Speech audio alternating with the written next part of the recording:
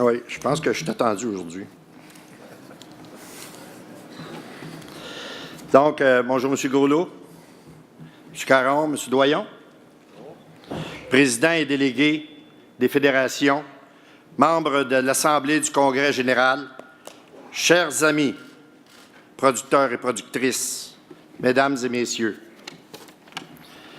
C'est un honneur de prendre la parole au nom du ministre McCauley à l'occasion du 94e Congrès général de l'Union des producteurs agricoles.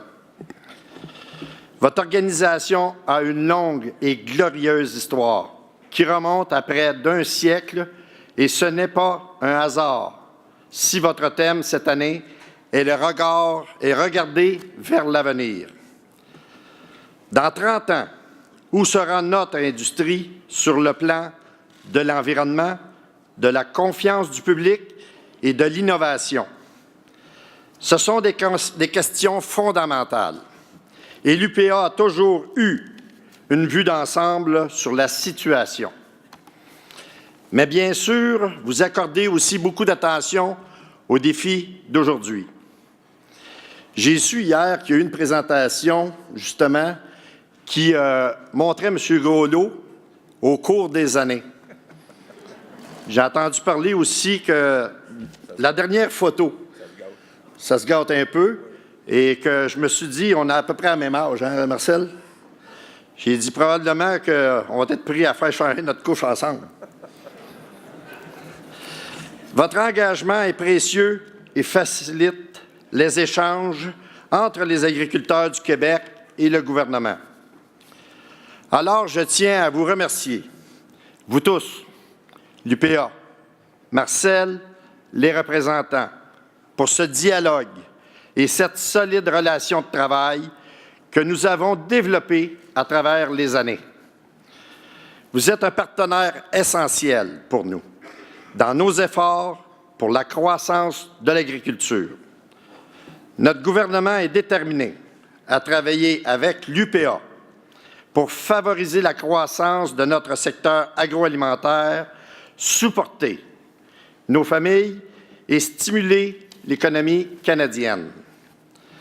Notre gouvernement sait que les agriculteurs et les transformateurs alimentaires canadiens sont des moteurs économiques importants pour notre économie. Il y a 2 semaines, notre gouvernement a publié son énoncé économique de l'automne, qui comprend plusieurs mesures clés en vue de moderniser notre cadre réglementaire et soutenir la croissance et l'innovation du secteur. Nous investissons 25 millions de dollars pour retirer les barrières non tarifaires au commerce agricole en embauchant plus de délégués commerciaux dédiés à l'agriculture. Nous assurons le rayonnement accru du Canada auprès d'organismes réglementaires internationaux, comme le Codex et l'Organisation internationale de la santé animale. Nous aiderons aussi nos organismes de réglementation, comme la CIA, à faire en sorte que nos règlements favorisent l'innovation et la compétitivité de l'industrie. L'objectif est de favoriser la prospérité des agriculteurs canadiens sur les marchés mondiaux et de réduire les obstacles non scientifiques au commerce. Nous allons améliorer notre système fiscal pour permettre aux agriculteurs de rester à l'avant-garde. Lorsqu'ils font l'acquisition de bâtiments, de machinerie ou d'équipements, les agriculteurs pourront déduire une plus grande part de leurs coûts dans l'année d'investissement. Un producteur qui investit dans de nouveaux équipements pourra déduire jusqu'à 3 fois le montant déductible selon les anciennes règles. Par exemple, un producteur qui bénéficie de la déduction accordée aux petites entreprises et investit 200 000 $ pour l'achat d'un tracteur pourra déduire jusqu'à 90 000 $ aux fins de l'impôt de l'année première.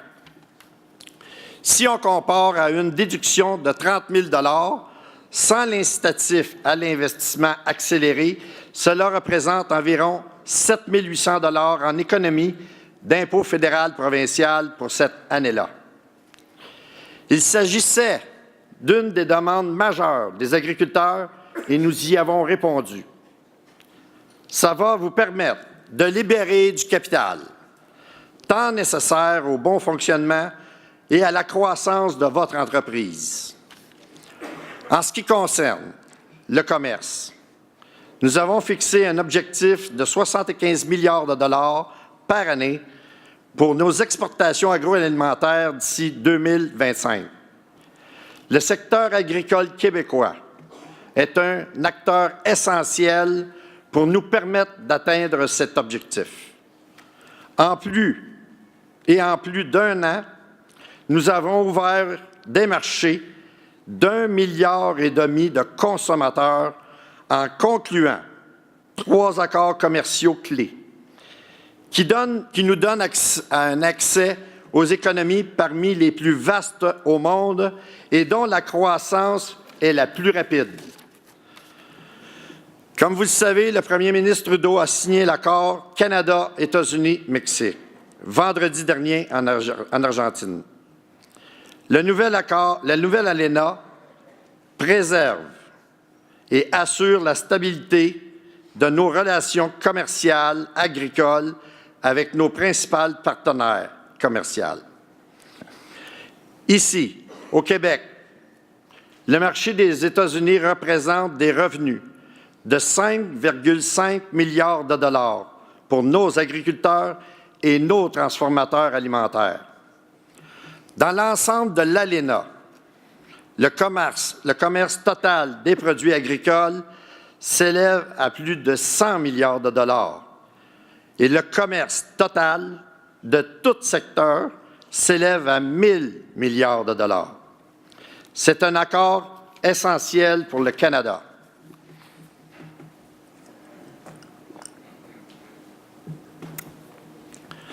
Dans le cadre de ce nouvel accord, le commerce agricole est adapté aux réalités du 21e siècle. Il comprend de meilleurs mécanismes de collaboration pour discuter des questions commerciales agricoles. Cela inclut un nouvel article sur la transparence où les pays s'engagent de manière réciproque à partager de l'information. Je vais vous faire la lecture de l'article. Chacune des parties s'efforce, s'il y a lieu, de communiquer à une autre partie à sa demande les renseignements disponibles sur les mesures relatives au commerce des produits agricoles prises par un niveau régional de gouvernement sur son territoire. Lorsque cette mesure peut avoir une incidence importante sur le commerce entre les parties. Vous pouvez constater qu'il n'est pas question d'un droit de veto, mais d'un échange d'informations.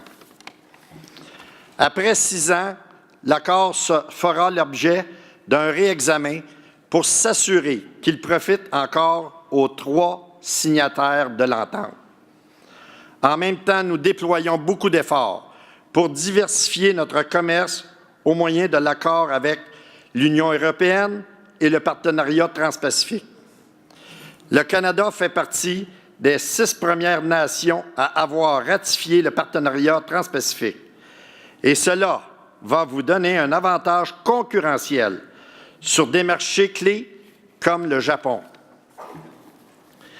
L'industrie estime que l'accord augmentera nos échanges commerciaux de près de 2 milliards de dollars par année pour des produits clés du Québec, tels que le porc, les grains, les produits horticoles, le bœuf et le sirop d'érable. Mais nous reconnaissons entièrement l'impact qu'auront ces nouveaux accords sur les agriculteurs et les transformateurs sous gestion de l'offre.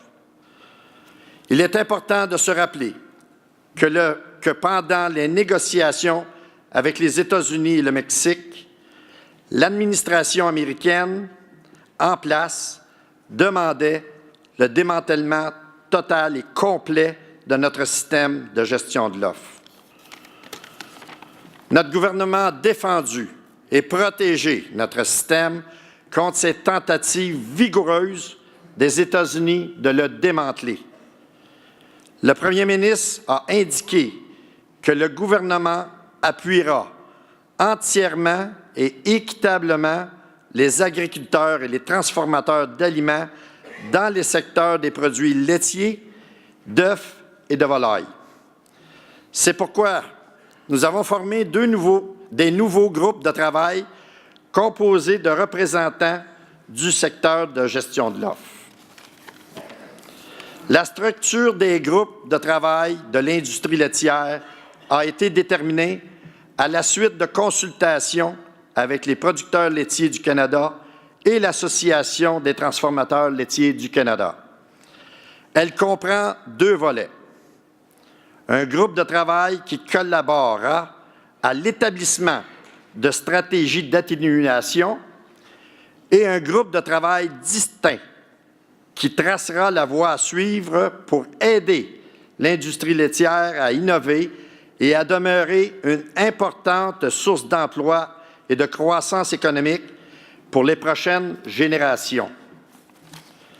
Le groupe de travail sur la volaille et les œufs se penchera sur les mesures d'atténuation de la UEMC et du PTP-GP, ainsi que sur les objectifs à long terme pour le secteur. En collaboration avec le gouvernement, ces groupes de travail vont élaborer une stratégie à court et à long terme. Nous collaborerons avec vous, l'industrie, afin d'inclure les bons intervenants, y compris les jeunes agriculteurs. Nous tiendrons des réunions régulières dès ce mois-ci. Notre objectif commun est d'aider notre secteur agricole à innover et à stimuler notre économie pour les générations futures.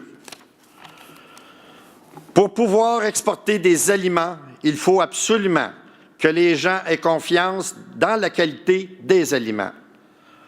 En novembre, le ministre McCauley était en Chine avec une importante délégation de l'agriculture canadienne. C'est un marché crucial pour nous.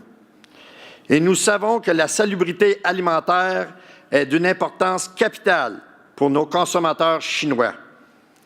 Voilà pourquoi il est si primordial et si important de prendre les devants dans le domaine de la salubrité alimentaire ensemble. Le 15 janvier prochain, le règlement sur la salubrité des aliments au Canada va entrer en vigueur et rendra notre système de salubrité des aliments encore plus sécuritaire en mettant l'accent sur la prévention. Il sera essentiel de renforcer la confiance du public à l'égard de notre système alimentaire. Le nouveau règlement va remplacer 14 règlements. Il facilitera l'accès au marché américain et va réduire la paperasse pour vos entreprises. C'est le résultat d'une vaste consultation auprès du secteur agricole et des Canadiens. Notre but est d'appuyer la réputation du Canada comme chef de file mondial sur la salubrité des aliments. En plus du commerce, l'innovation représente un autre facteur clé pour la prospérité du secteur. C'est pourquoi nous investissons plus de 300 millions de dollars dans les GRAP et les projets agri-sciences. Les GRAP sont dirigés par l'industrie pour veiller à ce que nos recherches répondent aux besoins des producteurs. Nous sommes allés à Sherbrooke cet été pour annoncer un investissement de 12,7 millions de dollars dans une grappe de recherche sur le porc. Nos chercheurs de Sherbrooke et de tout le pays vont travailler sur plusieurs projets stimulants dans le secteur porcin, y compris sur l'utilisation des légumineuses dans la ration comme source de protéines à moindre coût. Je suis aussi allé à Victoriaville pour annoncer un investissement fédéral de 8,3 millions de dollars dans la grappe des produits biologiques. Le CETAB, Centre d'expertise de transfert d'agriculture biologique et de proximité, dirigera un projet dans le cadre de cette grappe visant à aider les producteurs biologiques à produire les variétés idéales de grains biologiques pour la boulangerie.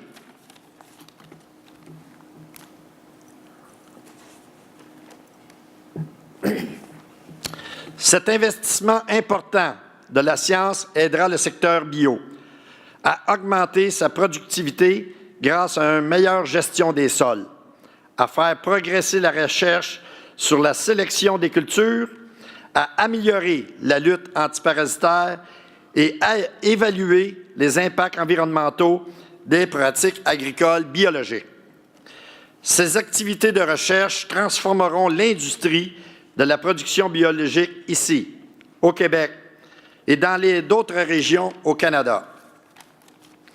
Nous allons aussi continuer de collaborer avec le ministre Lamontagne dans des investissements conjoints de près de 300 millions de dollars qui, au cours des 5 prochaines années au Québec, dans le cadre du partenariat canadien pour l'agriculture. La flexibilité du partenariat permet au Québec d'élaborer des programmes à frais partagés entre le gouvernement fédéral et provincial qui répondent aux besoins de l'industrie. Bien que l'avenir soit prometteur pour notre industrie, nous savons qu'il y a certains défis à relever et nous voulons les relever avec vous. Nous sommes conscients des problèmes d'accès à la main-d'œuvre. Nous savons qu'un accès fiable à la main-d'œuvre est essentiel pour le secteur agricole et agroalimentaire du Canada. Nous avons pris des mesures pour remédier les retards. Nous voulons rendre un système plus efficace pour tous. Nous avons entrepris un examen qui vise à moderniser l'administration des volets de l'agriculture primaire du programme. Il y a aussi la sécheresse cet été, qui a touché beaucoup de producteurs, surtout des producteurs de foin. Je sais qu'il y aura des questions au sujet du programme d'assurance Agri-Protection. Les représentants d'Agriculture et Agroalimentaire Canada travaillent en étroite collaboration avec la Financière agricole du Québec pour trouver des solutions. Ensemble, nous pouvons faire de l'agriculture canadienne un fer de lance de notre puissance économique au 21e siècle. Ensemble, nous sommes plus forts. Ayant de profondes racines dans le milieu agricole, le ministre Macaulay et moi comprenons les défis auxquels vous faites face. Nous parlons du même langage et nous continuerons de travailler en partenariat avec l'UPA pour atteindre votre objectif de nourrir en 2048 et assurer la prospérité à long terme du secteur agricole et agroalimentaire du Québec et dans l'ensemble du Canada. Merci de votre attention.